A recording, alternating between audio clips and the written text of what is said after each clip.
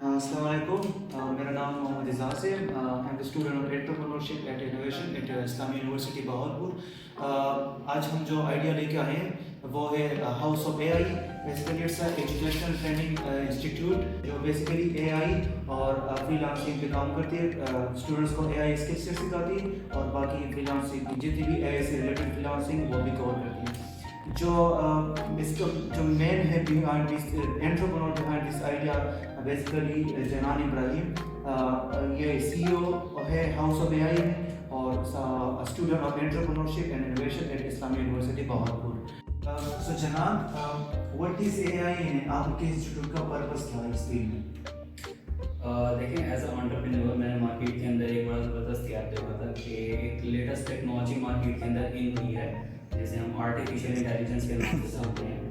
But यहाँ पर एक प्रॉब्लम मुझे ये नज़र आ रही थी कि आर्टिफिशियल इंटेलिजेंस बहुत तेज़ी से ना तकरीबन हर फील्ड को अपने अंदर रिप्लेस करती जा रही थी। जैसे कि आप देख सकते हैं ग्राफिक डिज़ाइनिंग हो गया या एसईओ हो गई, कंटेंट राइटिंग्स वगैरह हो गई। But the problem was that कि यहाँ पर ऐसा कोई इंस्टीट्यूट नहीं था जो आर्टिफिशियल इंटेलिजेंस बेस्ड सर्विसेज वगैरह प्रोवाइड कर रहा हो या इस तरह के कोर्सेज वगैरह करवा रहा हो। अब चूंकि कोई इंस्टीट्यूट करवा नहीं रहा था तो हमारे स्टूडेंट्स जो हैं वो इसे अप्लाई नहीं कर पा रहे थे, अपनी स्किल्स को इन्हेंस नहीं कर पा रहे थे एआई के अंदर। सो ये एक मार्केट गैप देखते हुए मुझे लगा कि इस तरह के कोर्सेज वगैरह लॉन्च करने चाहिए। So that is the reason कि we are the first one institute in Bahawalpur House of AI जो आर्टिफिशियल इंटेलिजेंस की सर्विसेज वगैरह भी प्रोवाइड कर रहा है और इस तरह के कोर्सेज भी दे रहा है। Nice nice. कौन सी चैलेंजेस का सामना करना पड़ा आपको शुरू में जब आपने ये आइडिया इंट्रोड्यूस किया और आपने एस्टेब्लिश किया ये हाउस ऑफ एआई को? सबसे ज़्यादा चैलेंजिंग टास्क तो यही था कि हमें पहले तो स्टूडेंट्स को ही बताना पड़ता था कि आर्टिफिशियल इंटेलिजेंस बेस्ड कोर्सेज वगैरह आपको पढ़ने चाहिए, क्योंकि जो स्टूडेंट्स पहले से कर चुके हैं या फ्रीलांस प्लेटफॉर्म्स के ऊपर हैं, लेट्स सपोज ग्राफिक डिज़ाइनिंग वगैरह कर रहे हैं, तो उनको लग रहा था कि जिस स्किल के ऊपर हम काम कर रहे हैं एआई को आने में भी बहुत देर है। सो वो लोग अभी एआई को अपनाने के लिए तैयार नहीं थे। Tell us about AI services. House of AI services. House of AI last अभी जो काम कर रहा है वो 2 कोर्सेज हमने अब तक लॉन्च किए हैं मार्केट के अंदर और अल्हम्दुलिल्लाह बहुत सक्सेसफुल लॉन्च हो चुके हैं, जिनमें पहला कोर्स जो था वो था प्रॉम्प्ट इंजीनियरिंग का।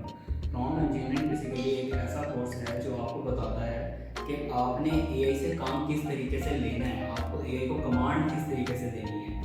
क्योंकि अक्सर औकात ऐसा होता है कि हम एआई को कुछ कह रहे होते हैं, वो रिजल्ट हमें कुछ दे रहा होता है, हमें हमारा मतलूबा रिजल्ट नहीं देता। जैसे कि चैट जीपीटी वगैरह अगर आप यूज़ करें तो उसमें बहुत दफ़ा ऐसा होता है कि जो आप चाह रहे होते हैं आपको मुतल्लका रिजल्ट नहीं मिल रहा होता। सो इस सारी प्रॉब्लम को सॉर्ट आउट करने के लिए हमने प्रॉम्प्ट इंजीनियरिंग का कोर्स लॉन्च किया है, जिसकी बहुत ज़्यादा मार्केट के अंदर डिमांड भी है। बल्कि अगर आप फ्रीलांस प्लेटफॉर्म्स के ऊपर जाकर देखें तो इससे रिलेटेड बहुत ज़्यादा और बहुत अच्छे प्रोजेक्ट्स वगैरह भी। आपके टारगेट ऑडियंस बहावलपुर बेस्ड है या पाकिस्तान या ओवरऑल द वर्ल्ड? अच्छा, बेसिकली ना हाउस ऑफ एआई 3 फेसेस के अंदर काम कर रहा है, जिसमें हम फिजिकल कोर्सेज भी करवा रहे हैं। सो फिजिकल कोर्सेज के लिए जाहिर सी बात है कि हमारी जो टारगेटेड ऑडियंस है वो बहावलपुर ही है। और सेकंड ये कि हम अपने कोर्सेज जो हैं वो ऑनलाइन भी सेल कर रहे हैं, लाइक यूडेमी के ऊपर, अमेज़ॉन के ऊपर, और इसके अलावा हम अपनी वेबसाइट्स के ऊपर सेल कर रहे हैं। सो उससे रिलेटेड जो हमारे स्टूडेंट्स वगैरह हैं या हमारी टारगेटेड ऑडियंस है वो ऑल ओवर द वर्ल्ड है, क्योंकि हमारे कोर्सेज वगैरह इंग्लिश और उर्दू दोनों लैंग्वेजेस के अंदर है। और थर्ड ये कि हम लोग फ्रीलांसिंग भी कर रहे हैं। सो यही सारी सर्विसेज जो हैं वो हम फ्रीलांस के ऊपर अपनी सर्विसेज यूटिलाइज करते हुए एक सोर्स ऑफ अर्निंग हमने वो भी बनाया हुआ है। तो ये 3 सोर्स हैं हमारे जहाँ से हम रेवेन्यूज वगैरह जनरेट कर रहे हैं। Let's come to the main point. Monthly revenue कितनी आती है? अच्छा, ये बेसिकली डिपेंड कर रहा होता है स्टूडेंट्स पर, सेल्स पर और क्लाइंट्स पर। क्योंकि अगर आप फ्रीलांस की तरफ देखें तो कोई भी प्रोजेक्ट जो है ना वो सेम बजट के अंदर नहीं आ रहा होता है।